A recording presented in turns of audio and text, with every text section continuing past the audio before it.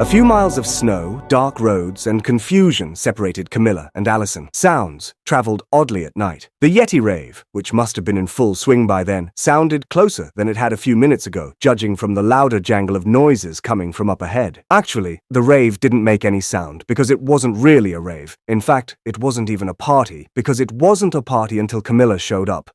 Nice. It was the sound of police, which, to Camilla's ears, had a distinctive whoop that was unmistakable. The authorities must have seen the same cosmic object streaking across the sky and then descended on the crash site like ants to a defrosting cookie. Having decided to move toward the distant sounds instead of hanging out in the dark woods while waiting for Allison to come back with the hatchback, she cut through the trees, cutting out the twists and turns of the road. She tried to make a mental map of how to get back to the mini archway she had left behind near what was possibly an entrance to Uhrmann Laboratories' secret location, but keeping oriented in the woods, in the dark, alone with a terrible flashlight was pretty darn tough.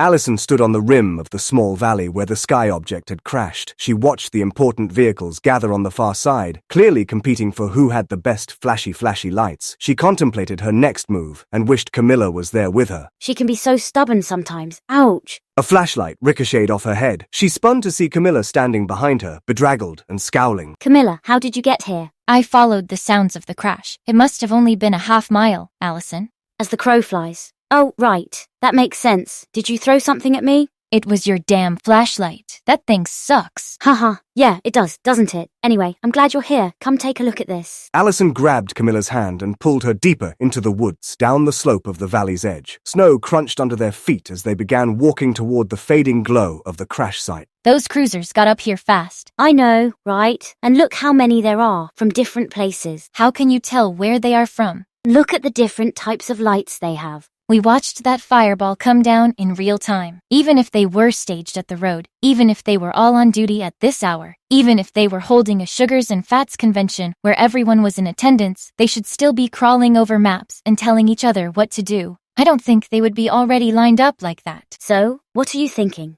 I just told you what I am thinking. The trees thinned. Hot and cold air rushed up the bowl in equal, turbulent waves, carrying a foreign chemical smell that neither hacker recognized. That was when the Mystery Van gang erupted out of the dark, sprinting across their path, faces pale in the dim firelight, breaths ragged. Ah! Run! It's not a UFO. No spoilers. Their footfalls vanished downslope, swallowed by the trees and the rising chorus of distant shouting. A new sound joined the Yeti rave, canine barking, sharp and eager. Police dogs or hyperlit coyotes? Either way, they probably bite. They sound mad. The glow ahead flared, a blossom of orange and white, then a louder hiss roared across the valley. A billowing wave of pale foam arced out, smothering the fire, bringing it slowly under control. The light died as the Yeti departed to anywhere but the rave. I didn't realize how dark it was out here. This is what I had to walk through with your dumbass flashlight. I'm buying you a new flashlight. I just need to change the batteries once in a while. With the fire gone, the forest reverted to pure silhouette. Red-blue strobes blinked intermittently on the ridge, too far to be helpful, just enough to make the shadows jump. Did you see it? Before they hit it with whatever that suppressant was. Yeah, it looked like a giant blobby acorn. Yeah, that's what I saw too. Although I would have said it was melty. Voices rose from the crater below. They sounded flat, boring, and professional. We should get closer, just a little. Listen, I'm all for getting the beats on this story firsthand, but I don't want to end up as an expendable background character eaten by coyotes or melted by a heat ray. Metal chains rattled near the crashed object. Something big shifted, accompanied by the groan of heavy machinery. The acorn was being collected. Allison turned away, facing up the valley's slope. I don't think those people are the law. This is sus. You think? Well, we'll just have figure it out later. Right now, we need to get out of this valley. I've already forgotten that my feet are frozen. We're done here. Anyway, I want hash browns. Camilla hesitated, the weight of unseen evidence pulling her attention downhill like gravity. I don't think they know we're here. Let's just wait a minute. If they haven't already, those screaming yokels in the van are going to give us away. Let them be a distraction. Sick the dogs on them. They're not us. Is Camilla? What? Whatever. I'm sure they'll be fine. No, Cam. There is somebody behind us. Camilla felt the snow's cold penetrate her shoes as she turned to look where Allison was pointing up the incline. A black figure stood 10 paces away, somehow standing out, in a deeper black than the blackness of the black forest around them. I don't see anything. Why is it so quiet suddenly? Do they see us? What do you mean? I don't see anyone. How can you see anything right now? Are you sure someone is there? He must have seen the hatchback. The figure started to move down the hill, although Camilla still didn't see it. Oh crap, he's coming down the hill. I still don't see it. This is giving me the heebie-jeebies. Follow me.